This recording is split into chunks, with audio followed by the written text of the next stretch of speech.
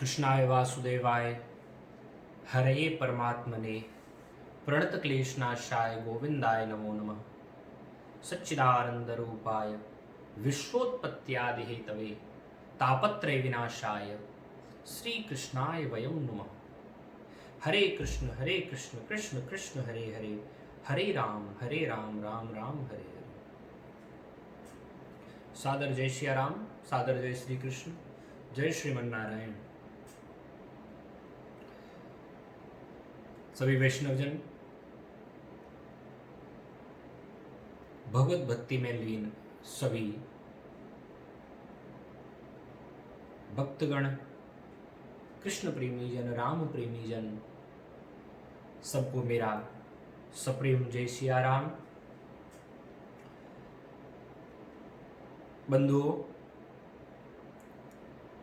अक्सर हमारे हृदय में हमारे मन में एक जो मेरे मन में भाव कभी कभी आता है, मुझे नहीं पता कितने लोग इस विषय में सोचते हैं, लेकिन मेरे मन में जरूर यह भाव कई बार आता है कि आज हमारी वृत्ति कैसी हो गई। आज हमारी वृत्ति इस प्रकार की हो गई है कि संत को, गुरु को, साधु को, इन संतों में, साधुओं में, गुरुओं में हम श्रेष्ठ किसे मानते हैं? हम श्रेष्ठ उसे मानते हैं जिसका कल्चर बड़ा वीआईपी है। ये बड़ा मार्मिक आज कुछ विषय जो ध्यान में आया। हमने किसको ज्ञानी मान लिया, हमने किसको श्रेष्ठ मान लिया? जिसका तामझाम बहुत है। महाराज, अमुक संत अथवा अमुक, मैं कहूं कथाकार, उनके आगे पीछे 4 गाड़ियां चलती हैं, उनके साथ 4-6 कमांडो चलते हैं, और वो महाराज सोशल मीडिया पर छाए रहते हैं। ऐसों को हम श्रेष्ठ मान लेते हैं। बड़ी विडंबना है यह। हाँ, आज के सत्र का, जो आपसे जुड़ने का एक सेंटेंस में अगर मैं आज के अपने इस सत्र की बात कहूं तो केवल इतना ही कहूंगा, भैया, श्रेष्ठ वह नहीं है जिसकी व्यवस्थाएं बहुत हैं, जिसकी व्यवस्था बड़ी ऊंची है, वो श्रेष्ठ नहीं है। श्रेष्ठ कौन है? श्रेष्ठ वो है जिसकी व्यवस्था नहीं, अपितु जिसकी अवस्था ऊंची है। व्यवस्थाएं तो हम महाराज आज कर सकते हैं, कल बिगड़ सकती है, लेकिन श्रेष्ठ संत कौन है? जो उस अवस्था में पहुंच गया है, जो उस अवस्था में अवस्थित है। यद गत्वा न निवर्तन्ते तद्धाम परमं मम। भगवान ने जिसके विषय में कहा, बड़ा सावधान रहने की आवश्यकता है। अरे, भीड़ की बात यदि कहें, लोग कहते हैं महाराज उनके यहां बड़ी भीड़ है, कुछ तो होगा। भीड़ तो सर्कस में भी बहुत होती है भैया। भीड़ तो एक जादू दिखाने वाला रोड के किनारे पर चादर बिछा करके और 2-4 करतब दिखाता है, भीड़ इकट्ठी कर लेता है। संत का उद्देश्य भीड़ जुटाना कभी नहीं होना चाहिए।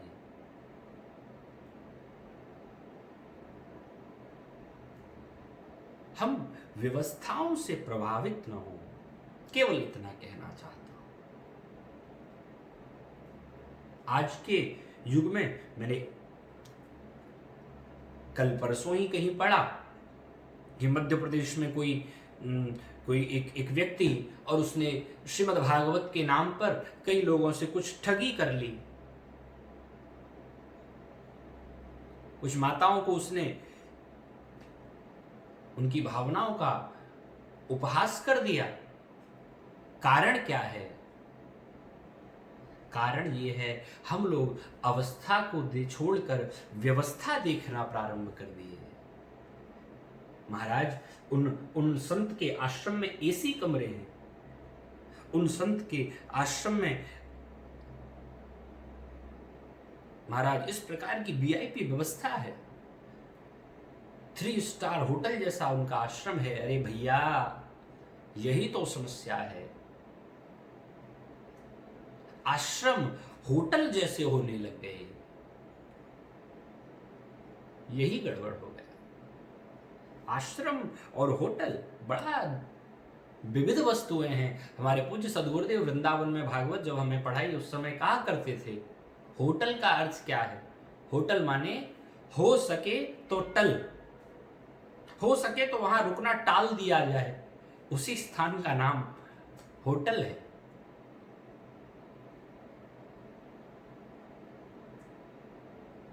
आश्रम क्या है? जो आश्रय दे वह आश्रम है, जो सबको आश्रय दे वह आश्रम है, जहां केवल मनुष्य नहीं, जहां पशु पक्षी भी कलरव करते पाए जाएं, जहां संत मुनि महाराज भगवत भजन में आनंद में लीन हो, उस स्थान को आश्रम कहा जाएगा। लेकिन हमने आश्रम में होटल ढूंढना प्रारंभ कर दिया। 3 स्टार होटल जैसा आश्रम हो तो उसको हमने श्रेष्ठ मान लिया, और कहीं नदी किनारे जंगल जैसे स्थान पर यदि कोई स्थान बना है तो उससे हमने दूरी बना ली, उसको हमने निर्जन बना दिया। यही पतन का कारण है, हम लोग व्यवस्थाओं में फंस गए। भैया, व्यवस्था देखनी है तो संसार में देखो, व्यवस्थाओं से प्रभावित होना है तो संसारिक गतिविधियों में व्यवस्था देखिए।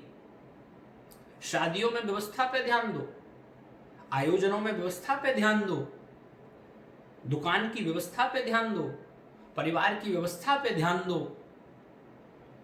बच्चों की पढ़ाई की व्यवस्था पे ध्यान दो, जीवन यापन की व्यवस्था पे ध्यान दो, लेकिन संत की अवस्था पे ध्यान दो। संत की व्यवस्था तुम्हारा कल्याण नहीं करेगी, संत की अवस्था तुम्हारा कल्याण करेगी। संत किस अवस्था का है, महात्मा किस अवस्था का है, गुरु किस अवस्था में अवस्थित है।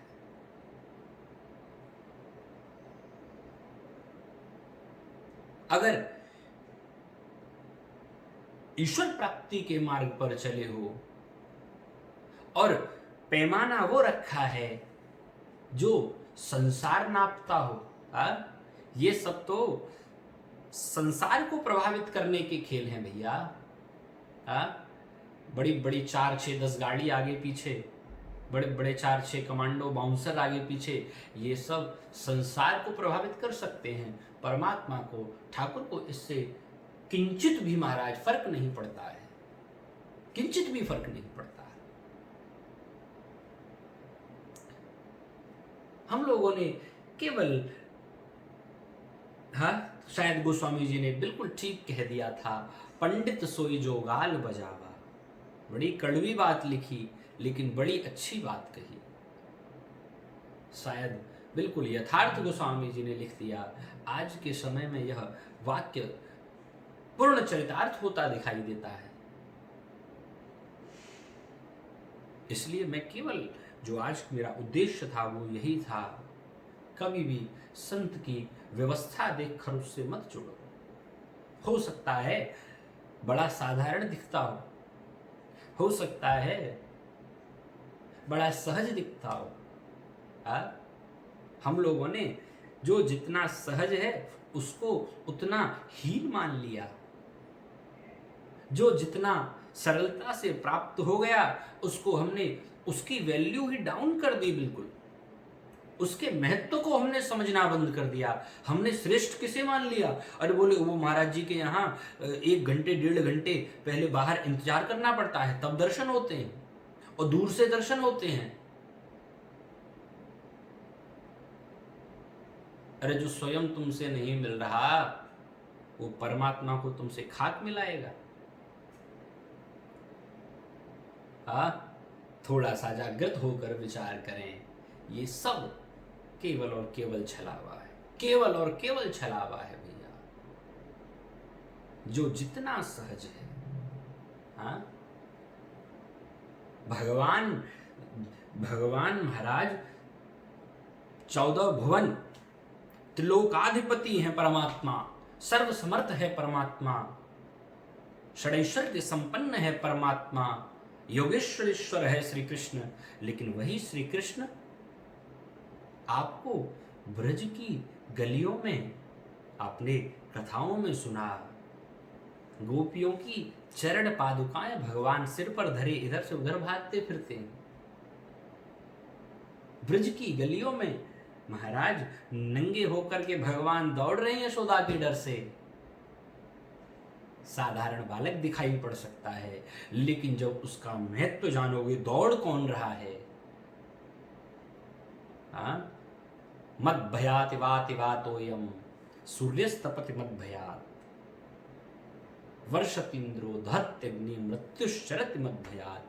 भगवान कहते हैं मेरे भय से मृत्यु विचरती है, मृत्यु मेरे भय से अपना काम कर रही है। और ऐसा परमात्मा इतना सबल होने के बाद ब्रज में इतना सरल होकर आ गया। यही अवस्था संत की होनी चाहिए। बहुत सबल है, बहुत भजनानंदी है, बहुत महाराज सिद्ध संपन्न है, लेकिन भक्तों के लिए बड़ा सरल हो जाए, शिष्यों के लिए सब वारने वाला हो जाए, सब निछावर करने वाला हो जाए। अरे जिसने तुमको अपना जीवन भार सौंप दिया, जिस शिष्य ने तुमको अपना सर्वस्व सौंपने को तैयार है, उसके लिए हम वीआईपी कल्चर लगा दें, और बड़ा कष्टकारी विषय है।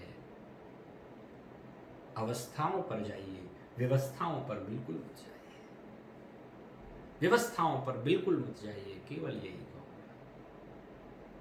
सादर जय श्री कृष्ण।